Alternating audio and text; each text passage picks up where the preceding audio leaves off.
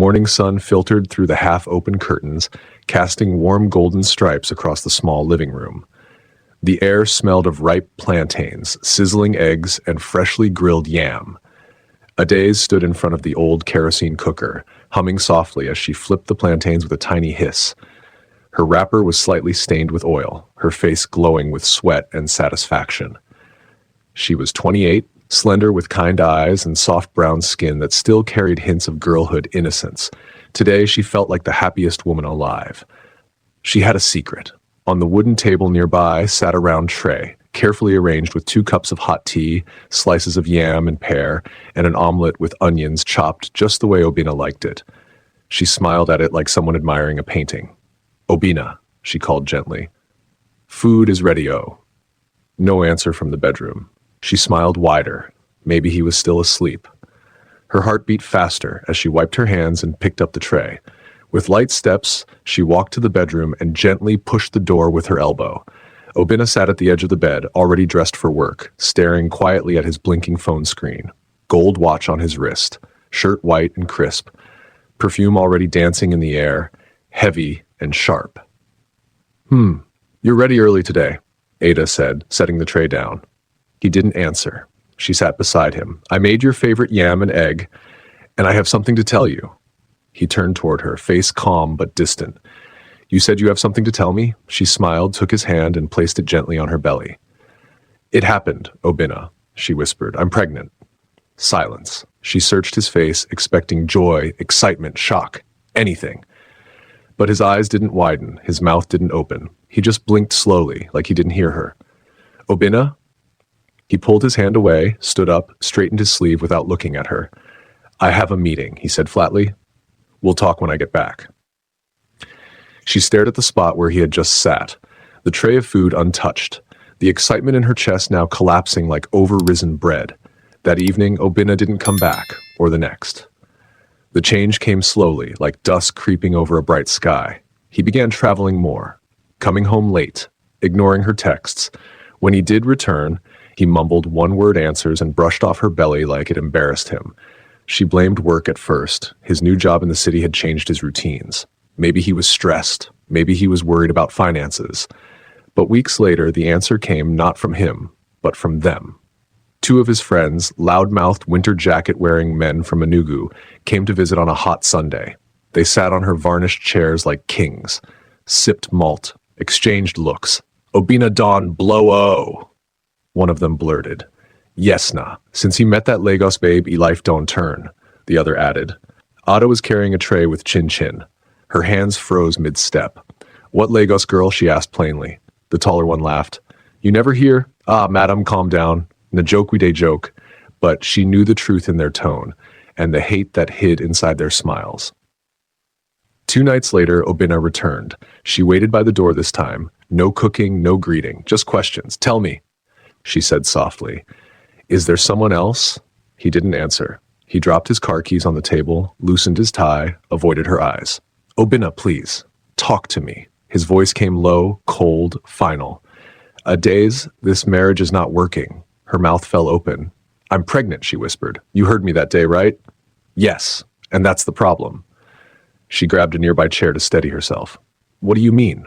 He finally looked at her. "We made a mistake. I'm not ready for all this. Just I found someone. We connect better. She understands my dreams." Tears slid down her cheeks like they knew the road. "I gave you everything," she whispered.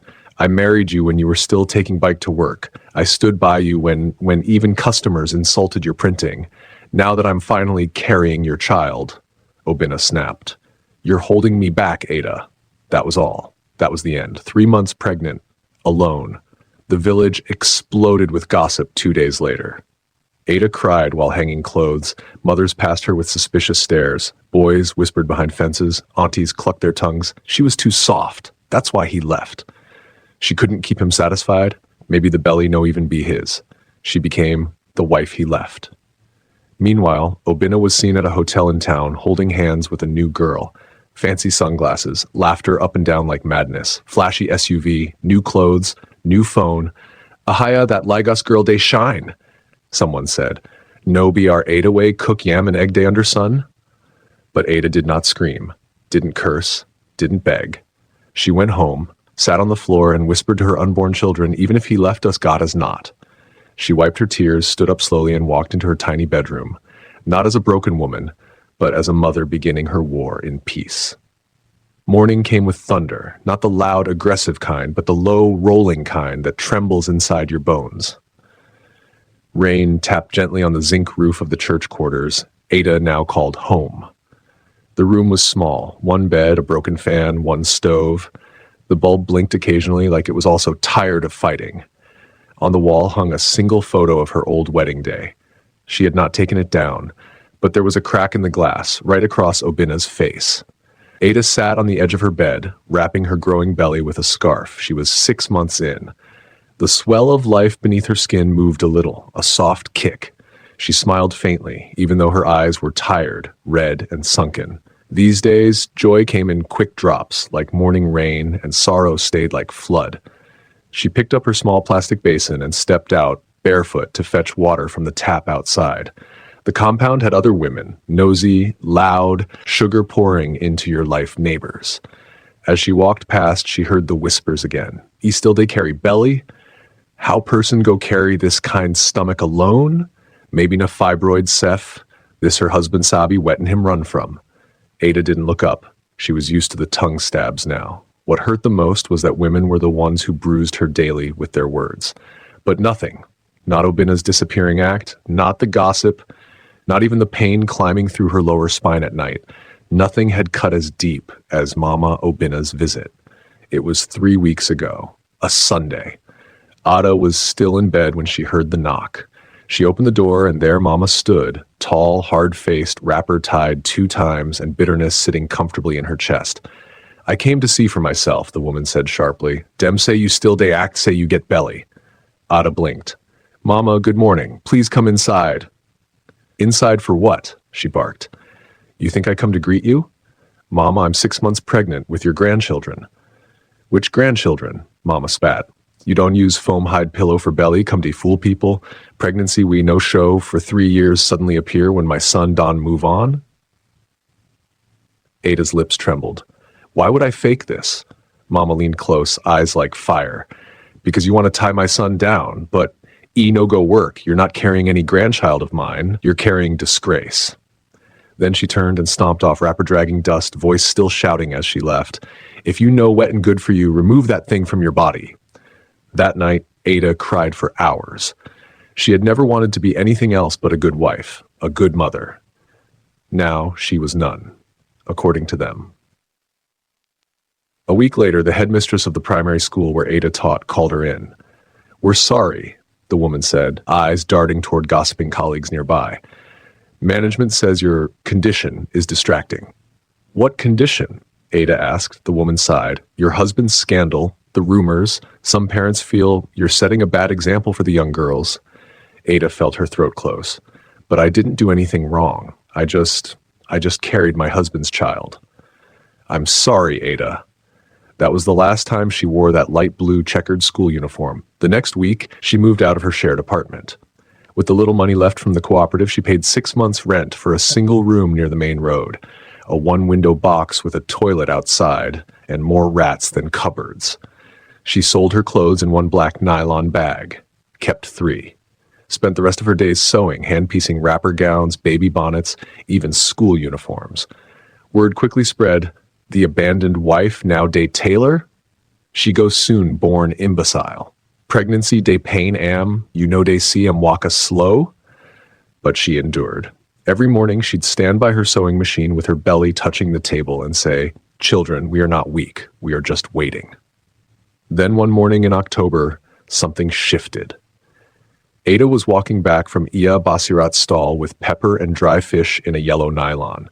The afternoon sun beat down and she moved slowly, sweat dripping down her back. Her belly felt heavier than usual. She passed the old Catholic church gate. An older woman, tall and striking in a flowing wine-red gown, walked past her. Turban round her head like a crown, Bible under her arm, smelled faintly of frankincense. As they brushed shoulders, the woman stopped. She turned, looked Adaez in the eye, and smiled. Not a small smile, but one that somehow knew her pain. Then she spoke. "Those children inside you are not ordinary." Ada froze. Ma? The woman stepped closer, her voice low, gentle, but sure. They were chosen long before you knew their names. Do not fear the fire you are walking through. It is forging crowns. Ada's mouth opened slightly. How do you know?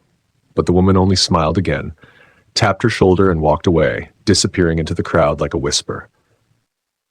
That night, Ada sat by her candlelight, hands resting on her tummy. The twins moved beneath her skin like they too had heard the prophecy. And for the first time in a long time, she did not cry. She smiled, laid back, and whispered, If you're not ordinary, then I will not raise you with ordinary strength. Thunder growled in the distance, low and threatening, as rain slapped hard against the zinc roof. The night was thick, as though the sky itself had forgotten how to breathe. A power outage had thrown the entire neighborhood into darkness, save for the faint flickering of candles in Adiazi's small self-contained room. She lay on a thin mattress spread on the floor, legs shaking, hands gripping the bedsheet like her life depended on it. Her face was soaked in both sweat and tears, her wrapper hiked up around her waist, belly contracting violently. The time had come, and the babies were not waiting. Her screams echoed through the narrow corridor of the compound, bouncing off walls, startling rats and neighbors alike. Ada, Biko, hold on! Push again! Amara shouted, sweat pouring down her own face as she wiped Ada's forehead with a wet cloth. Next to her was Mama Judeka, the retired midwife from down the streets, her hands gloved, her face drawn in laser focus. Push now! This one wants to see the world! Ada screamed again. Her voice cracked, her back arched, her whole body jerked. The midwife leaned forward. I can see the head. Yes, yes, Ada, he's coming. One final guttural cry tore from Ada's chest, and then silence. A slippery, warm body slid onto the cloth beneath her. A boy. But he wasn't crying. Mama, why is he not crying? Amara's voice trembled.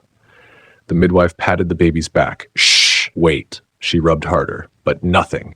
Give him to me.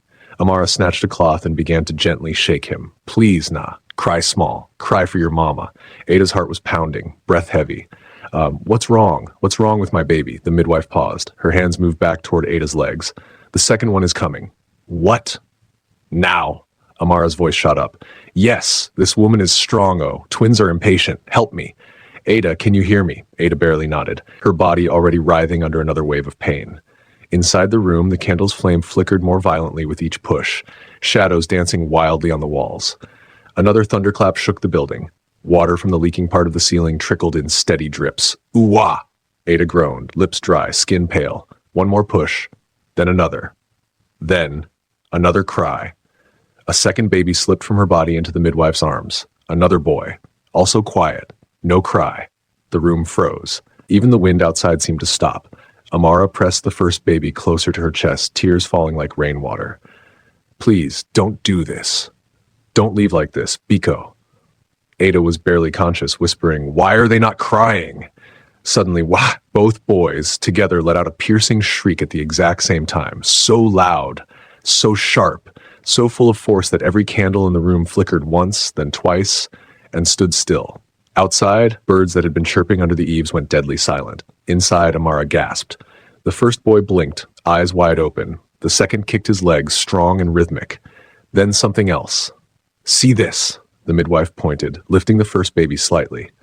Behind each tiny ear was a faint birthmark, identical symbols shaped like swirling suns or spirals carved with invisible ink.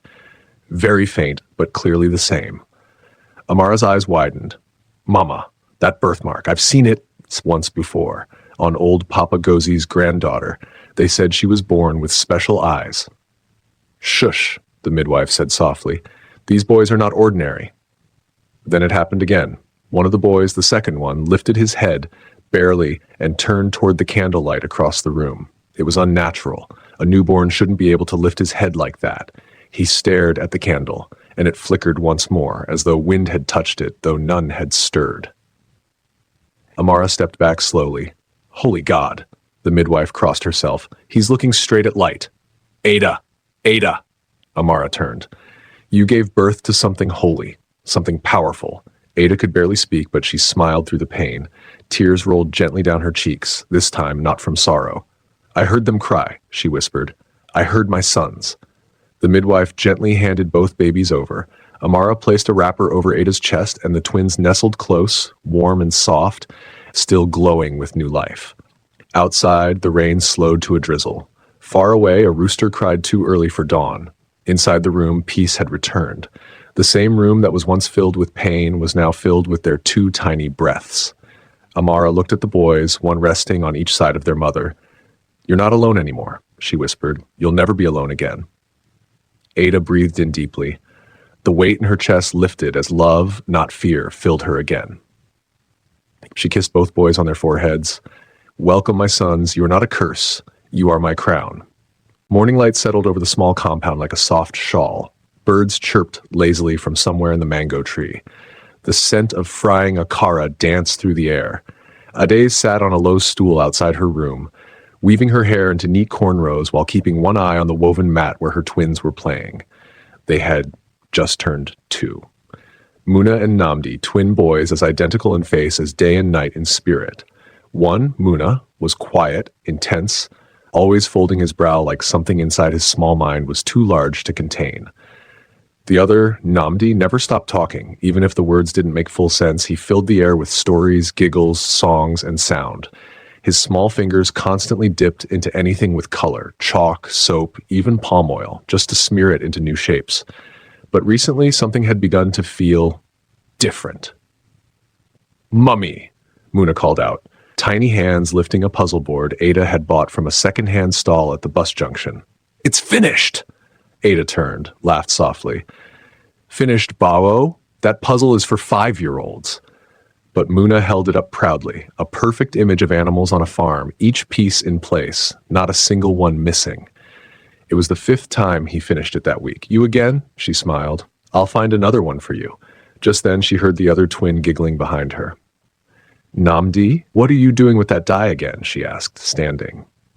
On the floor beside her basin, he had found an old watercolor set and was mixing blue and red with his fingers in a disposable plate lid, carefully, slowly, then lifting his small finger to touch the wall. Ada's eyes widened. He had swirled the colors into what looked like a perfect hibiscus flower. It wasn't messy or wild like most toddler work. It was intentional, shaded, soft. Amaka, her neighbor, paused as she passed. She squinted at the wall. Ada, who draw this flower?" Ada smiled awkwardly. "Don't laugh, it's Namdi." Amaka nodded slowly, eyes still on the design. "This boy used finger draw this from chalk and soap?" "Not chalk," Ada corrected. "Watercolor from that plate." Amaka stepped back, half smiling, half unsettled. These twins, I don't even know. Something is not ordinary." From that day, whispers began to creep through the compound again, but this time not with pity. "They're gifted," some said. "They're spiritual," others whispered. "They don't cry like other children," one woman said, holding her wrapper tight one evening. "They just sit and stare like they see things we don't see." "They're not normal," someone mumbled behind a curtain. "The quiet one talks like an old man in a small body." Ada heard them, of course. She always did, but she didn't entertain gossip or drama. All she wanted was peace. She woke early, cooked for her boys, fed them with stories, kept their minds alive with learning, even when money was tight or neighbors sneered. She taught them everything she knew. One afternoon, she found Namdi humming a gospel tune, word for word, that she only ever whispered at night. Another day, Muna was matching colors of cups to names of animals without guidance. Red is the rooster, he makes noise. Blue is the fish, he is quiet. At night, Ada sometimes just sat near the mattress where they slept, watching their small chests rise and fall. She didn't know what they were. She only knew who they were, hers. One Sunday morning, Ada walked down to the primary school with the boys clinging to each side of her wrapper, barefooted. They were open for parent registration for the next academic session. She didn't know if she could afford it yet, but she just wanted to ask, maybe beg, just see. The guard at the gate looked over the twins, then shook his head with a sigh. "Plenty people full inside, oh, we no get space again." "Please," she whispered, "even if it's just to speak to the headmaster." The man was stubborn at first, until Muna looked up at him and asked gently, "Do you always speak this rudely to girls that wear slippers?" The guard paused. "What did you say?" he asked. "I said, the way you talk, it shows you didn't respect our mummy today." Ada covered her mouth in shock. She hadn't taught him that. Was Muna correcting a grown man? The guard blinked, opened the gate without a word, and waved them in. Inside the dusty but cheerful hallway, a teacher led her to the headmaster, a humble, bespectacled man known simply as Master Felix. She sat down nervously, twins by her side. "Madam Adayez," he said, scanning the form. "So they just turned 2? "Yes," she nodded. "But I understand if they're too young. I only came to ask. Maybe we wait until next year." "Wait," he said. He looked over at Muna and Namdi, who were now inspecting the books on his shelf without touching them. "Muna," Felix called gently, "what do you see here?" He pointed at a wall chart with countries and flags. "That's Kenya. That one is Ghana. The white one is Canada," Muna answered, fingers pointing one after the other. Felix turned to Namdi. "Do you know colors?" Namdi grinned. "You want primary or tertiary?" The headmaster blinked. Ada froze in her seat. "These boys, how do they know these things?" Ada shrugged, her voice cracking. "They are always learning. I don't even know how." He stared at her for a long moment, then stood. "These boys," he whispered, "they're ready, and we're lucky to meet them early." He picked out 2 forms from his drawer, stamped them, and slid them toward her. "No school fees, no registration fee. We'll provide their books, uniforms, everything," he said. "Madam, I'm putting them both on full scholarship." Ada gasped, hand over her mouth. "Sir?" "Ma," he smiled. "These children are not normal, and I'm not allowing their gifts to waste under the sun."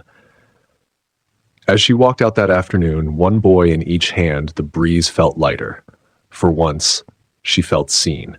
Not as the woman who was thrown out, not as the girl who was left while pregnant, but as the mother of 2 sons the world was finally starting to notice. And somewhere deep inside, she felt it too. Her twins wouldn't stay quiet for long. Evenings in Obina's new duplex were always quiet, but not the peaceful kind. The silence inside was heavy, tense, like a room holding its breath. Outside, cars zoomed down the main road, horns blaring. Inside, his young wife, Ifeoma, flipped through TV channels with lazy fingers, long nails clicking against the remote. Her feet were up on the marble table, freshly painted, expensive. Her face, bored. "You haven't fixed the AC in the guest room," she said without looking at him. "I told the boy to come tomorrow," Obina replied, eyes on his tablet. "And the generator?" she shot again. "I'll handle it." She rolled her eyes. "Always later. Everything is always later." Obina exhaled quietly through his nose. They had been married for almost 2 years now. On the outside, they were the perfect couple. Designer outfits, power couple aura, tagged posts on IG. But inside the house, the cracks had long started showing. Ifeoma was beautiful. Yes, younger, stylish, always trending. But she was also cold, sharp-tongued, and lately restless. Worst of all, there was no child. They had tried for months, done prayers, doctors, swallowed every herbal nonsense someone's auntie recommended. But nothing, and the silence that filled their bedroom at night was louder than a market square. Obina shifted on the couch, sipped his red wine, and pretended he didn't feel the weight of 35 pressing down on his shoulders harder now. The politics wasn't going well either. His first campaign was promising, posters everywhere, jingles on radio, drinks at rallies, but people still asked uncomfortable questions behind his back. No wife from our place? Where is his family? Is he even a real husband? Obina laughed at them back then. What matters is success, not children. But now, even he felt the silence. He scrolled through his phone. New bills, half-baked business deals, unreturned calls from investors. The signs weren't too loud, but they were there. He didn't expect the shock that was about to hit him from something as simple as the 6 o'clock local news. The volume was low, but Ifeoma had stopped flipping through channels. She had paused on Umuahia Evening Report, tuned to it only because she recognized a teacher's Ankara she liked in the background. Then the caption caught Obina's eye. "Meet the twin prodigies of Umuahia Local School, drawing national praise." That headline meant nothing to him until the footage rolled. On the screen, 2 little boys about 4 years old sat side by side in a classroom, answering complex questions with calm confidence. One was drawing a fully labeled diagram of Nigeria's internal water routes. The other, solving arithmetic puzzles that made the local teacher speechless. Laughter erupted from the kids behind them, but the twins were focused, sharp. Their names rolled across the bottom of the screen. Muna and Namdi Adeze, local twins shock educators nationwide. Obina's wine glass slipped from his hand and crashed to the floor. Red liquid spread across his white carpet like blood. He didn't even blink. He just stared. Ifeoma turned to him, startled. "What is it?" But Obina didn't move. His heart was pounding in his ears. He leaned forward as the reporter spoke. Both boys were admitted into Umuahia local school on a special scholarship by Master Felix after displaying signs of accelerated cognitive abilities. Their mother, Adeze Ebekwe, says she's just proud they're healthy, happy, and learning. The camera cut to a familiar face. Older, yes, tired around the eyes, but unmistakably Ada. His Ada. The woman he left on a rainy night, pregnant and begging. She was smiling now, gentle but strong. Her sitting room looked clean, paint flaking off the walls, pots stacked in the corner, simple but serene. "I just thank God," she was saying. "We're doing what we can with what we have." Then cut back to the reporter. The twins are being considered for a feature on NTA's new educational program, Future Leaders. Several NGOs have reached out with support. Some say this is a miracle birth that proves talent can bloom anywhere. Obina reached for the remote, paused the screen where the boys' thick faces showed again. He stared, his breath caught in his chest. Those were his children, same nose, same eyes, even the exact same dimple near the right cheek, the one only his grandfather had. Ifeoma noticed the way his hands were trembling, the way his face had gone pale. "Obina," she said slowly, "what's wrong with you?" He finally turned his head, voice barely above a whisper. She had twins? Who? He blinked. Word lodged in his throat. Adeze. "That woman you left?" Ifeoma frowned. "She had twins and never told you?" "No, I knew she was pregnant." "So, those kids," he nodded slowly. They sat in silence. The TV kept playing, crowd clapping, smiles glowing on children's innocent faces. Ifeoma hissed and dropped the remote. "So you abandoned sons that are now on national TV, geniuses, and I'm here eating herbs every morning like goat because you thought it was her fault?" Her words cut like knife. "I didn't know." "You didn't ask," she snapped, storming out of the room. Her voice echoed down the hallway. "God will judge both of us." But Obina barely heard her. He was still staring at the screen. Muna and Namdi, his sons, his own blood. And he was just a man watching them from a couch he didn't deserve. He didn't blink for over 2 minutes. He just sat in the wet wine stain, eyes on the TV. Phone dropped from his fingers, mind spinning. Next morning, he typed Adeze's name into Google for the first time in his life, and what he found would make everything worse. It started with a knock on the door. Not the usual kind. Not Amara bringing hot okra soup or Master Felix dropping off homework books. This one was careful, polite, official. Adeze paused mid-plating the twins' dinner and wiped her hands on her wrapper. By the time she opened the door, 2 people were standing there in sharp suits. One had a badge hanging from her neck that read, Maple Leaf Education Initiative, Global Program Coordinator. "Good evening, madam," the woman said warmly. "We've come on behalf of the foundation. May we come in?" Ada blinked, unsure. "Foundation?" The man beside her nodded. "It's about your sons, Muna and Namdi." Ada's heart skipped. "Is anything wrong?" No, the woman laughed gently. "Actually, it's very good." She stepped aside and let them into the tiny, clean parlor that doubled as the twins' classroom. Books stacked in the corner, colored chalk scattered near the reading table. A drawing of a man feeding birds hung on the wall, Namdi's work. The coordinator sat down, the woman smiled and opened a laptop. She turned the screen toward Ada. It was a video, a small clip Master Felix had posted online 2 weeks before. Just a casual one. Muna was explaining multiplication using beans, while Namdi translated numbers into 3 different languages. In the caption, Felix had simply written, "These boys are not from here." And the internet agreed. Comments poured in, thousands, then tens of thousands. Soon, newspapers picked it up. Then one morning, Ada got a call from a blocked number that sounded foreign. Now here they were. "We represent an international education foundation," the woman explained. "Every year, we identify gifted children in underprivileged communities and offer them full sponsorship from primary school all the way to university anywhere in the world." Ada's eyes widened slowly. "Anywhere." "In the world." The woman nodded. "Europe, America, Canada, wherever they choose when they're older."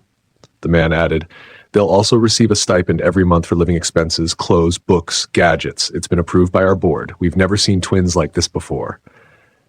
Ada felt like the room was spinning slightly. Her hands trembled. "Oh my God," she whispered. "I don't understand. There are only 4. The woman smiled softly. "That's exactly why we want them early, to nurture them, expose them, prepare them." She leaned forward. "Madam, your twins could grow into the kind of leaders the world doesn't forget." The air turned quiet, almost sacred. Muna came out of the room just then, dragging a toy bus by its string. He paused when he saw the strangers. "Mommy, are they police?" he asked with a tilted head. The adults all chuckled. Namdi peeked out, holding a paper filled with math scribbles. "We're not police, sweetheart," the woman said kindly. "We're here because you're very, very special." Namdi smiled and whispered, "I know." Ada sat down, overwhelmed. Then the man opened a brown envelope and laid out some papers on the table. "These are the starter forms: identity verification, consent, scholarship contract, media release. Everything will be processed through our Lagos headquarters. All we need is your account details to begin the disbursement. The first CA 2 million enters your account as early support. Another 10 million in annual sponsorship renews automatically every school session." Ada covered her mouth. Silence. Then tears. Silent, grateful, uncontrollable tears. "I don't even know how to thank you," she whispered. The woman touched her knee gently. "Just raise them well. That's all your job has ever been, right?" Ada looked across the table at her sons. Wild hair, stained shorts, mismatched slippers, and yet glowing. She nodded slowly. "Yes, it's what I've always tried to do." 3 days later, Ada and the boys boarded a bus to Lagos for the first time in their lives. The foundation had booked them a suite in a 4-star hotel on the island. When they arrived, Muna asked if they were walking into heaven. The lobby had chandeliers. The air smelled like vanilla and air freshener. Namdi ran in circles around the reception desk. Ada held their hands tightly, afraid to breathe too hard, afraid this was all a dream. She had only seen places like this in movies. When they reached the elevator and it moved without her seeing anyone drag it, she held her wrapper like it would fly away. They stayed for 3 days, medical exams, video calls with sponsors abroad, welcome dinners with other prodigy children. Everywhere the twins went, cameras followed them. Chashed Ada and the twins began to trend. Photos of them reading beside palm trees, smiling with foreign staff, Muna holding a mini Canadian flag.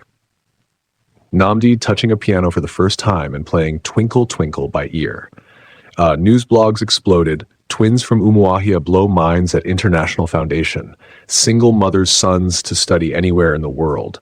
From tailoring thread to global trend, meet Ada, Nigeria's miracle mum. One clip especially went viral. It was an interview. The reporter asked them, "What do you wish for your mum?" Namdi looked straight into the camera, said softly, "We don't need to wish. She already gave us everything." That one line was shared over 1 million times. Ada couldn't even reply to all the messages. Her Nokia couldn't handle it. The foundation gifted her a new phone. She still kept the old one in her drawer, like a reminder. Back in Umuahia, local broadcasters showed the footage on NTA. In living rooms across the village, people watched in stunned silence. And in one particular house, in a dim-lit parlor where pride once sat comfortably, Obinna dropped his spoon mid-meal. He was watching. Again. This time not with shock, but with something deeper, something heavier. The twins walked across the screen in little suits, hand in hand, waving at the cameras. He leaned back slowly, swallowed hard, and whispered into the silence, "How did I let this happen?" By the time the segment ended, his phone had started ringing. Old friends, former in-laws, even his own campaign manager, everyone asking the same question, "Is it true? They're really your sons." But the question he was asking himself was worse. Do they even remember who I am? Rain had just finished blessing the earth that evening. The compound smelled of wet sand and soft plantain peels. Children's voices faded into the background as Adeze folded small uniforms into a plastic drawer. Namdi was under the bed looking for a missing shoe. Muna, as usual, was pressing his face against the window, counting how many raindrops still trickled down slowly like tears reluctant to fall. Then came the knock. Not timid, not forceful, just familiar. Ada froze for a second. Her hands paused mid-fold. Her heart did a quiet spin. That knock had lived in the back of her mind for 5 years. She quietly peeked through the window curtain to confirm. It was him. Obinna, wearing a white shirt, slightly wrinkled, eyes sunken like sleep had left him weeks ago. He stood there, awkward, out of place, like a man visiting his own grave. Ada gently opened the door but didn't speak. Her arms were folded, not in pride, just protection. Obinna blinked like he wasn't sure he was really seeing her. "Adaize?" he breathed. She didn't answer. Inside the room you could hear Namdi knocking things over. Muna turned from the window, sensing something strange. Obinna looked past her shoulder, eyes resting on a blue pair of shoes beside the mat. "They're here," he said softly. "The boys." Ada nodded once, her eyes cold but calm. "They live here. I came to see them."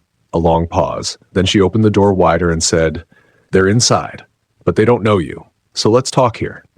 Obinna looked wounded, but he stepped in slowly, sat on the edge of her only couch like a guest in a place that once belonged to him.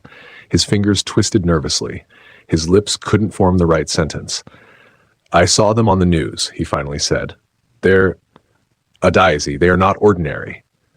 "I know," she replied. He swallowed. "Why didn't you tell me?" Ada raised an eyebrow. "Tell you? You told me never to call you again." "Obinna, the night you walked away, you said I was tying you down, that I was the problem." "I was wrong," he whispered, looking at the ground. "I was in pain. We were young. My mother," Ada raised one hand. "Stop." He did.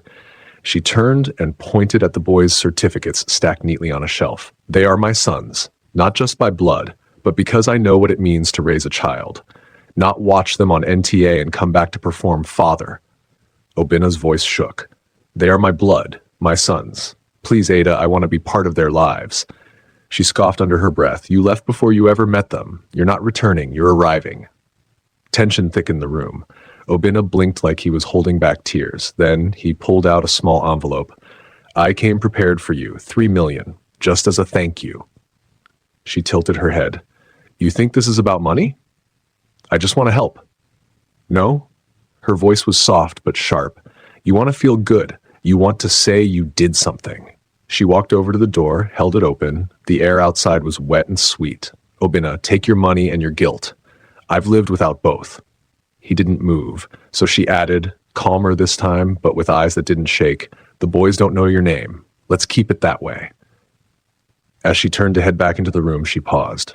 "Good night, Obinna." And that was it. But things didn't end there. A week later, she got a phone call from the foundation. "Miss Adaize," the voice on the phone said carefully, "we have a man here. He says he's the father of the twins. He wants access to their files." Ada's stomach turned. She arrived at their Lagos office the next day, with documents stuffed into her bag. Birth certificates, hospital receipts, sleepless memories. The woman at the front desk immediately recognized her. "He's inside," the woman whispered. "He's been talking to the program director." When Ada stepped into the room, Obinna was in mid-sentence. "I just want to be involved," he was saying. "I can fund their schooling abroad, private tutors. I work in logistics," and the director turned his head. "Ah, Miss Adaize, good timing." Obinna turned too. Same shaky eyes, same forced calm. Ada walked in slowly, sat in the chair opposite him, told the director, "May I speak frankly?" "Please." She looked directly at Obinna. "You don't get to buy your way back into their lives now that they're successful. Where were you when I was begging midwives with my wrapper tied under one breast and my other hand on my belly?" Obinna looked down. "Where were you during the sleepless nights? When Muna had fever that nearly took him? When Namdi nearly swallowed hair cream? When people mocked me on the street like I'd birthed a curse?" She turned to the director. "This man has not paid one kobo. Not for food, not for books, not for rent. Nothing. If he wants to be in their lives, he can go and do it through them. But this foundation, you supported us when nobody else did. He cannot come and benefit from fruit he didn't water." The room went silent. No speech, no combat, just truth. And when she rose to leave, the director stood and shook her hand for longer than usual. Obinna remained seated, staring at a blank wall. Not angry, just defeated. Like a man who finally understood what it meant to lose something he never fought for. Back in Umuahia, As she arrived home and saw her boys painting quietly in the sand, Ada dropped her bag and knelt beside them. "Mummy, why are you smiling?" Namdi asked. She looked at them, two bright suns that shone without permission. "Because," she whispered, "this is still our story, and nobody can steal it." The twins nodded like they understood, and the sky above them, after days of gray, finally opened up into a warm golden blue. Courtroom chairs squeaked quietly as spectators leaned forward, the heat of tension thick in the air even though the AC was humming overhead. The sign outside read, "High Court, Umuahia Judicial Division." But inside, this wasn't just a legal battle. It was a war between past mistakes and present realities. Adaze sat upright in her navy blue dress, hands folded calmly on her lap, her gaze steady, unmoved. Beside her sat her lawyer, a graceful woman with sharp eyes and an even sharper tongue. Across the courtroom sat Obinna, dressed like a politician on campaign poster, crisp agbada, expensive wristwatch, but nothing could hide the anxiety burning through his skin. He shifted in his chair, avoided Ada's gaze. His lawyer leaned over and whispered, "Let me do the talking. Don't interrupt unless asked." People from their hometown had filled the back rows. Even Amara had come. Word had spread that today, the man who abandoned his pregnant wife was fighting for the children he once rejected. The judge, a calm and stern woman in her 60s, adjusted her glasses and struck the gavel. Case title, Obinna Nwachukwu versus Miss Adaeze Ibekwe. Petition for partial custody of the minors, Muna and Namdi Ibekwe. She turned to Obinna's lawyer. "You may proceed." Obinna's lawyer rose like he'd been rehearsing all his life. "My lord, we acknowledge that the respondent, Miss Adaeze, has raised these children since birth. But we have reason to believe that Mr. Obinna, as the biological father, is being denied access to partake in their upbringing and major life decisions, including international relocation and education sponsorship." He paced a little. "My lord, we are not asking for full custody, only partial rights, holiday visits, video calls, decision-making privileges. After all, they are his blood." A few nods echoed from the back. Obinna's face remained tight, collected, but his hands clenched. Then Ada's lawyer stood, with a calm that could freeze fire. "My lord, what you just heard is a performance of pride disguised as parental concern." She held up a file. "For the first 4 years of those boys' lives, Mr. Obinna never called, never visited, never paid a kobo in school fees. He abandoned their mother while she was pregnant, never signed their birth certificates, and only reappeared after they trended online as global prodigies." Gasps rippled through the crowd. "Is it love that brings him here, or ego awakened by fame?" Obinna flinched. "Our evidence is clear," she continued. "School records, church records, hospital bills, videos, photos, signed witness statements. Every year, every birthday, Adaze was the only one present. She didn't raise those boys with money. She raised them with sacrifice." People clapped softly before the judge banged her gavel. "No outbursts, or I will clear the gallery." Then came the moment. The judge looked down at her notes and said, "The minors will now be brought in." The room held its breath. 2 small footsteps echoed against the tiled floor. Muna and Namdi stepped in, both wearing matching white shirts, suspenders, and black trousers. Neat. Calm. Innocent, but not naive. Ada reached out to them, kissed their heads before the bailiff led them to the front. The judge leaned forward gently. "Boys, do you know why you're here?" Muna nodded. "A little." The judge smiled. "No pressure. Just answer what you can. Do you know this man?" She pointed at Obinna. The courtroom turned to stare. The boys looked confused. Namdi glanced at his brother, then stared at Obinna. Long, quiet. Muna tilted his head, then finally spoke. "That man broke my mother's heart." His voice was light, pure. "Everyone says he's our father, but we don't know him." The room went completely silent. Not even a cough. The judge blinked, trying to gather breath. Obinna's hands began to shake. His mouth opened slightly, but nothing came out. He looked into the face of his son, his own face in miniature, and realized he was a stranger. The weight of it landed on him like a brick wall. His mouth trembled, and then he broke. Tears fell before he could stop them. His chest jerked as he sobbed softly, hands covering his face. Ada didn't even blink. The judge let the silence sit. Let it teach. Then she tapped her gavel. "I have heard enough." 30 minutes later, judgment was passed. This court rules in favor of the respondent, Miss Adeze Ibekwe. Gasps again. Full custody shall remain with the mother. Mr. Obinna Nwachukwu is granted no visitation until the minors are of legal age to choose for themselves. Furthermore, Mr. Obinna is ordered to pay $3 million in emotional damages and backdated child support. Immediate payment or asset repossession shall follow. The gavel struck. Judgment sealed. Obinna's shoulders collapsed. His lawyer exhaled in defeat. Ada simply stood, collected the boys, thanked the judge with quiet dignity. As they walked past the gallery, spectators stepped aside without being told. Respect, not pity, lined her path. And outside, as the sun broke gently through the clouds, a reporter ran up to Ada for a statement. "How do you feel about today's outcome?" She smiled slightly, carrying Muna while Namdi held her scarf. Her voice was soft, but it pierced through the camera like prophecy. "I didn't win for myself. I won for every woman who was told to suffer in silence, and every child who was left behind." Then she turned and walked into the sunlight, leaving the courthouse behind, but carrying something far heavier than gold. Truth, dignity, peace, and as always, her sons. Rain had come quietly in the night, no thunder, no lightning, just fine drops that kissed the rooftops and left the earth smelling fresh by morning. Adeze stood by her front door, apron tied around her waist, slicing vegetables for the boys' lunch. Namdi was dancing in the corner to a ringtone stuck in his head. Muna sat by the reading table, sketching a rocket ship. The house was simple, but full. Not full with noise, but with life, with warmth. Then she felt it.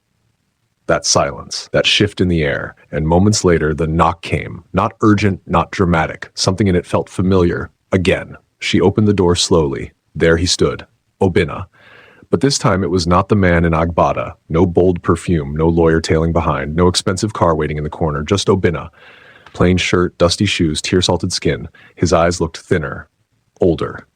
Not sick, just emptied. "Good afternoon," he said gently. Ada nodded. "You can come in. They're not home." Truth was, the twins were in the bedroom, but she knew this wasn't a visit for them. Obinna stepped in like a man walking on holy ground. He sat on the edge of the plastic chair like he didn't deserve it.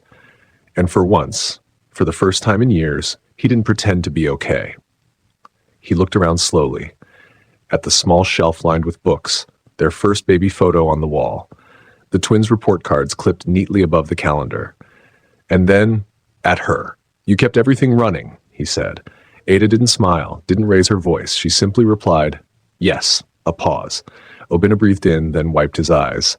"Adeze, I didn't come here to beg for custody. I know I lost that. I didn't come for pity either. I needed to face what I broke." Her eyes flickered, but she stayed silent. He continued. "When I left you, I thought I was running toward freedom. The truth is, I was running from responsibility." His voice cracked. "I thought success meant cars, slippers left outside hotels, a woman who didn't talk back." He looked down at the floor. But it wasn't success. It was escape. The house remained quiet, but not tense. Only real. Only honest. "I gave up people who loved me for faces that fed my ego," he said, "and I destroyed a future I didn't know I needed." Ada sat down opposite him, tilting her head slightly. Obinna looked up, his eyes full of that naked, messy kind of pain. The kind that no suit can cover. "I'm not asking to be your husband. I'm not even asking to be their father." He paused, voice breaking. "Because they already have one. You." She blinked. That landed heavier than he expected, but lighter than she feared. "I just wanted to say it," Obinna whispered, "before guilt rots me from inside out." Ada was still. Then, after a long moment, she stood up from the chair and walked slowly toward the window. The curtain swayed gently. The sky was clearing, and then she spoke. "Obinna, I don't hate you." His breath shook. "Truly, I don't." She turned to face him. "If you had come 2 years ago, I might have screamed at you. If you came last year, maybe I would have quoted 10 scriptures and thunders. But today," she shook her head gently, "today, I love peace more than pain." Tears silently slid down his cheek. "I won't let poison into the home I built with prayers," she continued. "So I'm letting go. Not to make you feel better, not because you deserve it, but because I do." Obinna nodded slowly. His shoulders fell, not in defeat this time, but in surrender. "The twins are doing fine," Ada said softly. They laugh like the sky doesn't have clouds, and I won't confuse them trying to fix someone who broke me. Obina sniffed. That's fair. Very fair. She picked up a glass of water, passed it to him. He drank slowly, like water had never tasted so strange. Before he stood up to leave, he asked just one question. Can I write them letters? Ada thought for a moment. Maybe, she said, if you write them for them and not to soothe yourself. He nodded. Thank you, he whispered, more to himself than to her. Thank you for not becoming what I turned you into. She gave the faintest smile. I already decided years ago I wouldn't be the villain in my own story. And with that, Obina stepped outside the door. No dramatic exit. No thunder. Just a humbled man walking back into the world with the weight of regret and the surprising gift of forgiveness. Ada went back inside. The twins came running from the back room. Mummy, is it true you were talking to that uncle on TV? Muna asked. Ada smiled. Namdi nudged her. Was he crying? A little. Why? They asked. She looked at them quietly for a moment, then leaned down and hugged them with both arms. Because sometimes people cry when they finally see how much damage they caused. And did you forgive him? Namdi whispered. Ada kissed their heads. Yes, she said, because healing doesn't mean holding a sword. Sometimes it just means letting go of the weight. They didn't fully understand yet, but someday they would. And on that day they'd know. Their mother wasn't just strong. She was whole. Roosters crowed for the last time that cool morning as dew stretched lazily across the compound floors. The sun had not fully risen, but the air was already buzzing, not with words, but with wonder. Something was happening. Something big. Ada stood by the twins' small wardrobe, folding one last pair of jeans into a travel bag. Her hands moved slowly as though her heart wasn't ready to say goodbye to the space that had held both pain and miracles. A soft breeze swayed the curtain. Behind her, Muna was dragging a tiny Spider-Man backpack across the room while Namdi tried to zip up his shoes, failing, then trying again with that same confidence they'd grown up watching her carry. Amara knocked gently and stepped inside. Her eyes scanned the doorway, then the boys, then Ada, all dressed in matching navy blue shirts and neat travel trousers. There's a car waiting outside, Amara said softly. They even came with camera people. Ada smiled. Press people? The boys asked eagerly. No, Ada chuckled, just the Foundation cameras. They'll follow us until we land in Dubai. The twins looked at each other, eyes glowing. Are we flying through the clouds today? Muna whispered. Yes, my darlings, Ada replied, kneeling in front of them. And when you look down, remember where you started. The car engine purred outside. Their journey had begun, at last. The compound was unusually quiet as they stepped into the morning. Neighbors who used to whisper now stood silently in corners, watching, some with pride, some with guilt, some with quiet memories of all the things they had once said. Fatima, the food vendor who had once called Ada a pity project, now crossed her arms embarrassed as she watched the boys walk with luggage and smiles.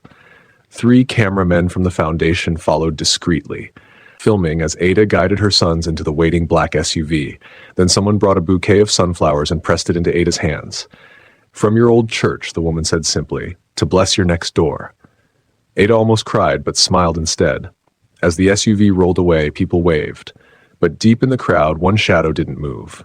At the airport, the air was different, cooler, louder, dreamy. Arrivals, departures, announcements blaring every few minutes. But all Ada could hear was the faint rush of her own breath, the same kind of breath she had held when she was chased out of Obina's house pregnant. The same breath she found when Muna and Namdi cried for the first time. Now her sons held her hands tightly as a Foundation staff rolled their luggage toward the check-in counter.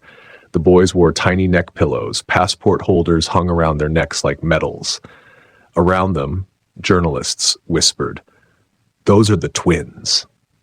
The genius kids? They're going as special guests to the International Youth Summit. A lady offered to interview Ada on the spot, but she declined with gentle humility. This moment is for them, she said. But fate had one more scene to finish. As they walked toward Terminal B, about to cross through immigration, Muna tugged her hand. "Mummy," he whispered. "What is it, baby?" "Someone's standing over there. I think I know him." She turned. Her heart stopped beating for a moment. Obina, far behind the rope line, dressed plain, face unshaven, standing among the crowd, no camera, no smile, nothing but longing in his eyes.